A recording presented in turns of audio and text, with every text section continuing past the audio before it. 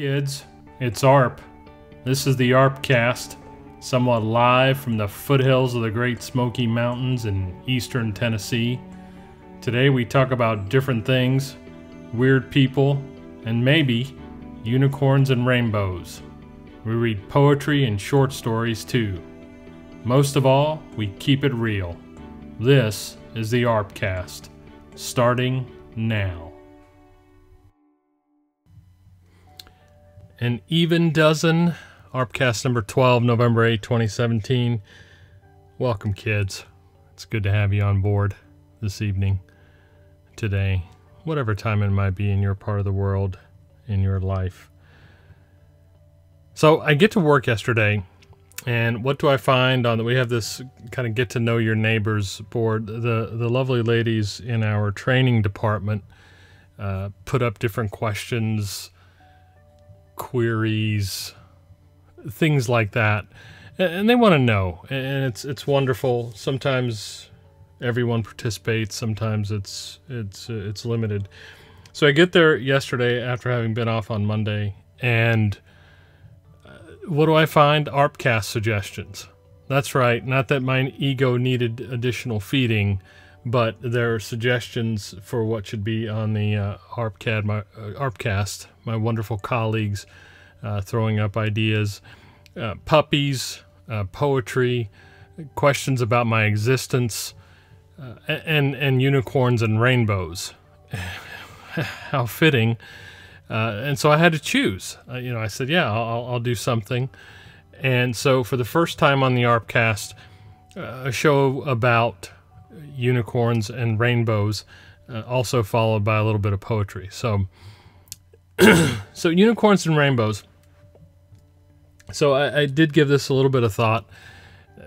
To me, promises and hopes, it's a tough place to be in the world, and I think that's true of any age, any epoch that we were to look back and talk to the citizens of a time yesteryear, they would say the same thing. And so they had this concept of promise and hope.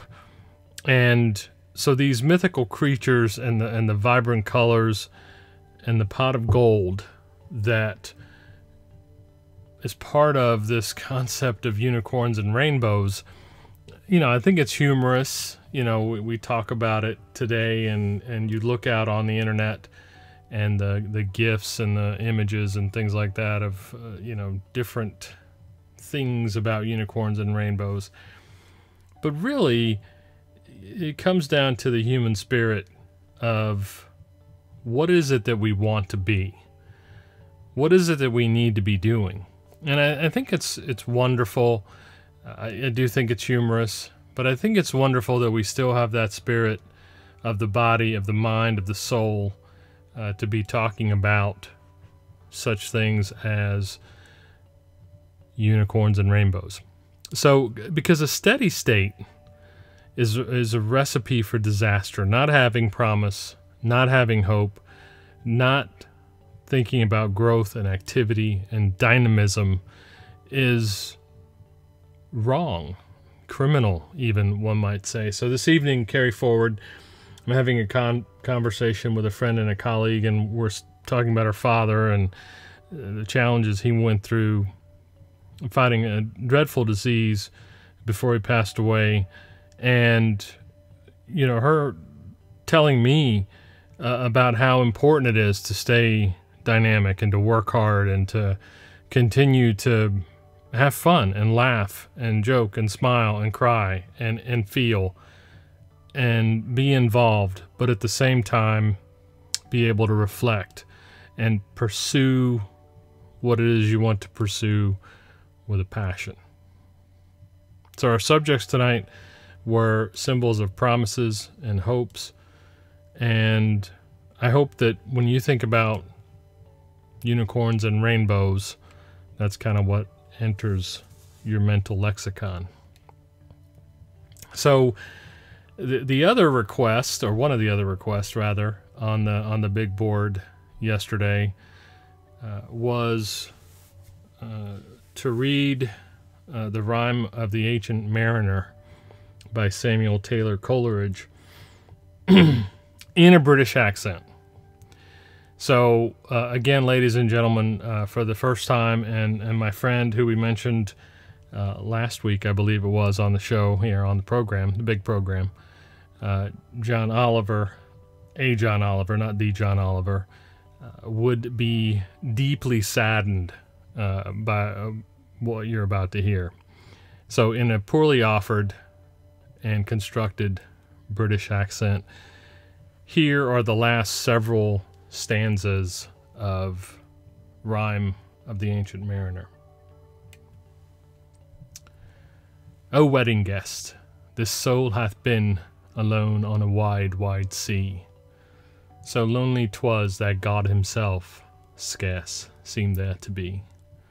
O sweeter than the marriage feast, 'tis sweeter far to me, to walk together to the kirk with a goodly company.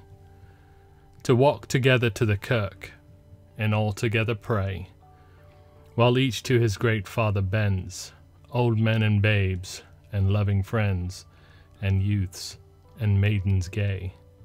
Farewell, farewell, but this I tell to thee, thou wedding guest.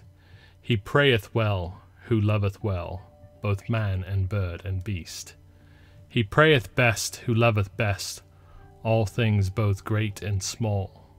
For the dear God who loveth us, he made and loveth all. The mariner whose eye is bright, whose beard with age is hoar, is gone, and now the wedding guest turned from the bridegroom's door. He went like one that hath been stunned, and is a sense forlorn. A sadder and wiser man, he rose the morrow morn.